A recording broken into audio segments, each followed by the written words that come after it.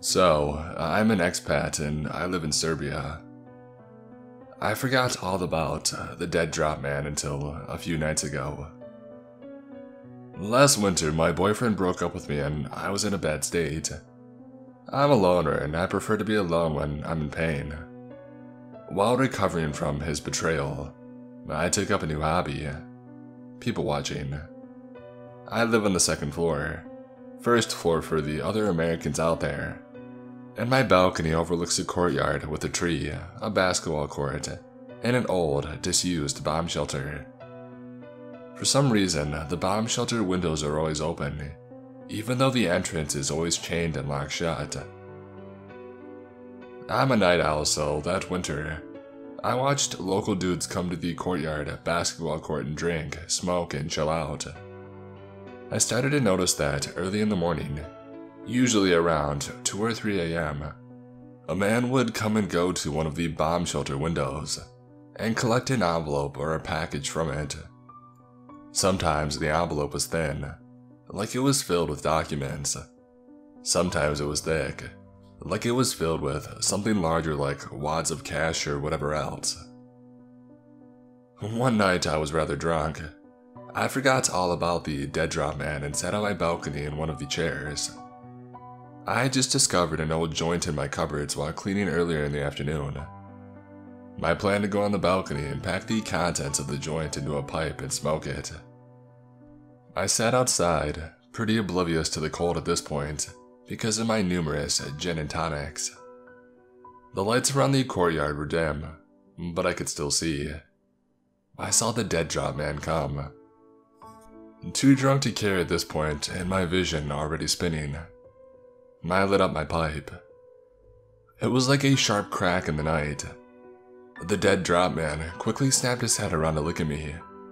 The tree outside was bare, so I knew he could see me. I saw him for the first time. He was a bit older from what I could see, but still young, maybe in his 40s.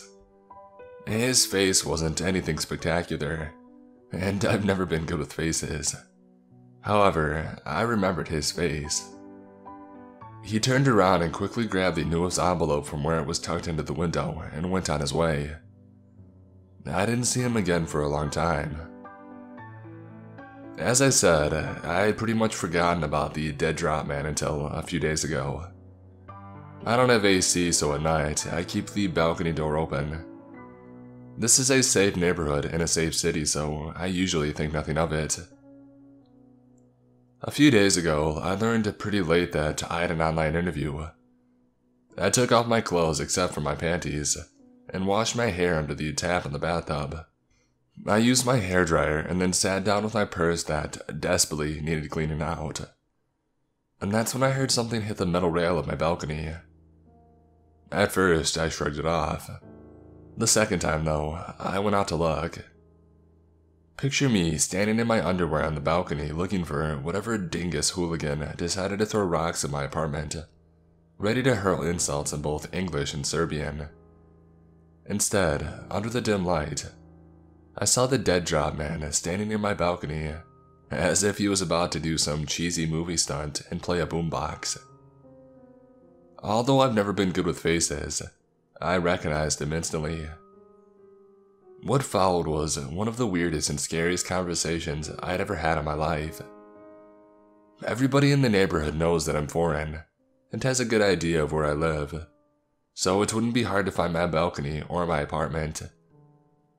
I wasn't concerned with my almost complete nudity.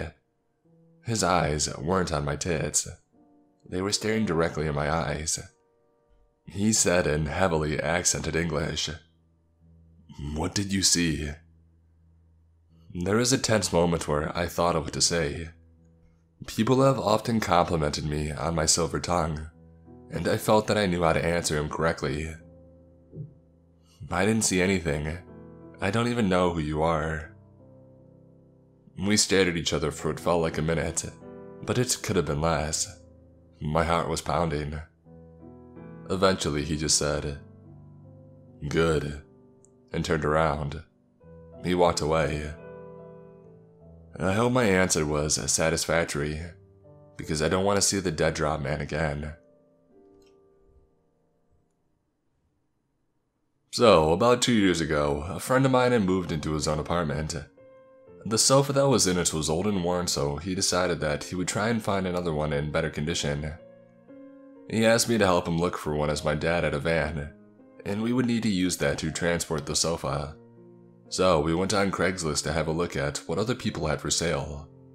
We came across one ad that stated, a 3-seater cream leather sofa, great condition, free to first viewer. There is a picture of it and it looked in perfect condition. Now the ads had been up for a week, so we had thought that maybe it was already gone, and that they just hadn't taken the ad down yet. So my friend contacted the seller and nearly instantly got a reply saying that they still had the sofa and it was available if we would like to collect it. I was a bit weary that it was still available. I mean, a free sofa in perfect condition that had been up for a week and nobody has taken it yet. We thought that maybe there was something wrong with it that could only be noticed when viewing the sofa, that was maybe hidden from the pictures. It was a weekend and we had no plans, so we decided that we could go and check out the sofa. My friend contacted the seller back and organized a time and a place to meet up. They decided on a local McDonald's car park at 9 p.m. as the seller said that he was in work until 8 and would need time to get ready after work. The seller said that he would be driving a green Honda Accord with a trailer. So we pulled up to the McDonald's car park at about 8:50 p.m. There were loads of people around, so we had no reason to think that we would be in danger or anything. At 8:55, my friend got a text saying that the seller was about 15 minutes away, and they asked him to describe what vehicle we were in, so he described the van that we were in to him. About 5 minutes after he had texted the seller what vehicle we were in, an overweight man around 50 years old with a gray scruffy beard and greasy gray hair approached the driver's side window of the van, which was my side, as I was driving the van.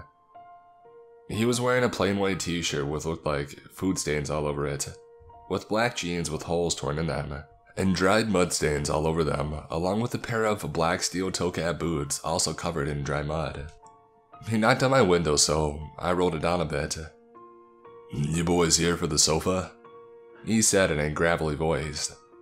It sounded like he needed to cough, but he couldn't get it out. Yeah, I said to him. Rob's car broke down just on the road and his phone battery died. I was with him, so I walked up to get you guys. He was with the car waiting for AA, but you can come down and collect the sofa off of him. Me and my friend looked at each other, unsure of what to think. Can I get in the van and we'll go back to Rob together? The guy asked. How far down the road is he? I asked before he replied. Not too far, but I need to show you where to go. At this stage, my friend pretended to get a phone call. Hello?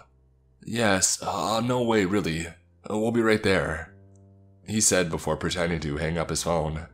He looked at me and said, Hey man, we gotta go. My dad needs us to help him with his flat tire. I nodded, knowing that it was a fake call for us to get the hell away from this creepy guy. Hey, we gotta go now, but we'll contact you tomorrow about the sofa. The guy just stared at us as I rolled up my window and started to drive away. Me and my friend looked at each other. Well, that was creepy. I got bad vibes off of that guy, my friend said. Definitely, I replied to him. We decided to drive around the back of the car park to see if we could find out if the guy was up to something or not. And we could see him standing in the same spot where we left him, and he was on the phone. He put his phone down, and about 2 minutes after that, a car pulled up with 3 men in it and he got in. My friend's phone started ringing, and it was the number of Rob, the guy who supposedly was giving away the sofa. He answered. Hey, can you meet tomorrow and I can hold onto the sofa for you until then? As he was on the phone, I noticed one of the men in the car that had collected the creepy guy was also on the phone. My friend told Rob that he would contact him tomorrow, that he was busy and he couldn't talk right now. At the same time that my friend hung up on the phone, The guy who was in the car also finished his phone call. At this point, I explained that to my friend that there was probably no car that had broken down, and the creepy guy was trying to lure us somewhere so as the guys in the car could do God knows what to us. We drove home and my friend blocked the number of Rob, and we've never heard from them again. We reported the ad and it was removed the next day.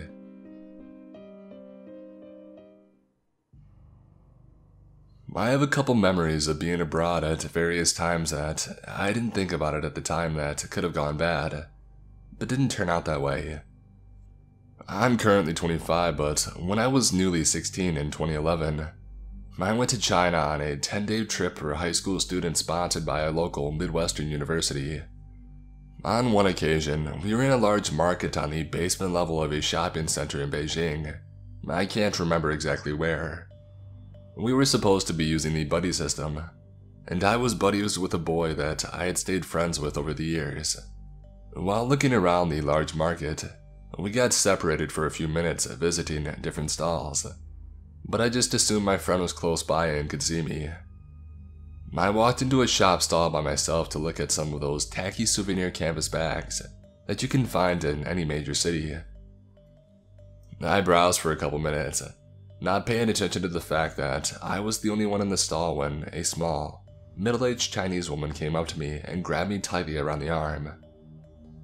In broken English, she told me that she had more purses and bags in her secret shop, and started pulling me towards the back of the store. Taken aback, I said I didn't want to look. In front of me, a man was pushing open a door at the back of the wall that had bags hanging all over it that would have appeared to be part of the display. I just remember being incredibly confused and hesitant. She was holding onto my arm so tight that it hurt, while pulling me forward, and I just remember in that moment looking around quickly. And then I see my 6'2" tall male friend running over. He came and grabbed my other arm, and when she saw him, she immediately let go, walked off, and the man shut the door. I don't know what exactly was going on, but I do know that I was very young and naive at the time, and that I am very fortunate to have had a watchful friend. When I was 20, I spent a semester abroad in Copenhagen as well. I lived in a house in a suburb just north of the city, and I had spent the evening having some drinks with friends in the city center. I was the only friend who lived in that direction, so I got in the S train by myself. I did this every day to get to and from class, and to go home. A male friend offered to go with me, but I didn't want to inconvenience him with an extra trip, so I declined. The train ride was 20 to 30 minutes, and at the second stop, a dark-haired, middle-aged man sat down across from me. Even though I had been drinking, I wasn't drunk, and by this point in my life, I had learned to be a little more careful of my surroundings. I busied myself with my phone, and he asked me how I was in Danish. Many people assumed I was because I am pale and blonde. My barely passable Danish was even worse if I had had any alcohol, so I apologized and said that I only spoke English. He said that he was Spanish and he didn't speak much English himself. I just smiled and nodded, hoping that he would understand that we couldn't talk. However, he kept trying to ask me questions though. I decided to be polite and asked him how he was doing in my incredibly poor Spanish. He took this as an invitation to ask more questions, and I could barely understand a thing. He was visibly frustrated I couldn't converse with him, and then tried to ask if I was with friends or if I was from here. Subtle red flags. I thought about getting off the train early, but I didn't want to get lost. I had only been here a few weeks at this point. 10 minutes later, I got to my stop and I got off the train. I very much noticed that he also got off the train just before the door closed. Usually, I walked home. It was a 15-minute walk from the station to my house, and on normal days, it was a pleasant walk through a residential neighborhood. He followed me through the tunnel under the tracks to the other side, and luckily, a city bus was outside the station. I immediately got on, showed the driver my pass, and sat right behind him. It was late at night and I was the only one on the bus, This driver must have been perceptive and understood something was amiss, because he looked at me and asked in English, not Danish, where my stop was. I told him and he closed the door right after. As the bus pulled away, I saw the Spanish man standing outside of the station, staring at me through the windows. He turned away and walked back through the tunnel under the station towards the platform. Both experiences were a combination of good timing and understanding people, but it is frustrating to think that I should have had the help of a male friend in these scenarios. The world isn't always a friendly place. Both of my stories happened in the summer of 2018, when I was working as a facilitator in a recreation center for children, small sections up to first grade. We were in a kind of park about 20 minutes away by bus where we stayed all day, before going back to school at about 5 p.m. so that the parents could pick up the children. This park was reserved for us and therefore nobody else than us. Our managers and those who take care of the canteen are not supposed to be there, especially since around it there are only fields, a forest and a building site, but it was quite far. Now that the context has been set, I'll begin the first story that happened to my colleague. We had walkie-talkies for the day, which allowed for us to reach our managers, the secretary, or the infirmary in case of a problem, but they were returned when it was time to leave to be recharged during the night. So, it was up to the secretary, my colleague, who was the last one to leave at around 7 p.m., to put them on the charger and then close the shutters and doors and go home. One morning, I think it was the 8th day, I had been working for a month with the children. We all find ourselves summoned one by one to the office of our leaders, so I go there without really understanding what is going on. I pass in front of the secretary who doesn't look serene at all, and that worries me a bit. My senior manager asked me if I had returned my walkie the day before, or if I knew someone who had taken one. I say that I did return mine by pointing it at the charging station, and explain that I didn't hear anything else. I still asked why I'm being asked this question, and then my manager tells me. The night before at around 7 p.m., as she was about to leave, my colleague was closing the shutters when one of the walkie-talkies lit up, and a male's voice came out saying, "Hey, beauty of the aisles, you're beautiful when you close those shutters." I had a vile shiver go down my spine, my colleague being the only foreigner on the team. The person who had spoke to her had to be looking at her and really talking to her and not a hoax. At the time, she had called her roommate who had come to pick her up and left every other day with someone, and we never heard from that guy again. Nevertheless, we patrolled for several days to try to notice someone, for our safety but especially for the children's safety. The second story takes place in the third and thus the penultimate week of work. It is around 11 a.m. when I am called on the talkie by my manager. She tells me that something very strange has happened. I ask her what it is, and again I could feel this shiver of anguish. A man had come to the secretary and asked to see me using my first and last name. My manager had gone to see me because she thought it was strange, because nobody is supposed to show up at my workplace, and apart from my parents and friends, nobody knew I was there. This man had then introduced himself as my uncle, and that he had come to pick me up for personal reasons. My manager said that I was not on site. That wasn't true, and that she would let me know that he had come by. According to her, he looked very annoyed and left without giving his name. You could say it was a plausible story, but I only have one uncle who was my godfather, who doesn't fit the description of the man who came in, and to whom I don't talk at all. I never heard from this man again, and I've never seen him, but I still have this bad feeling that someone I don't know forged an identity to come and get me. Who knows what would have happened if I had gone. I am grateful to my manager who knew how to smell the trouble,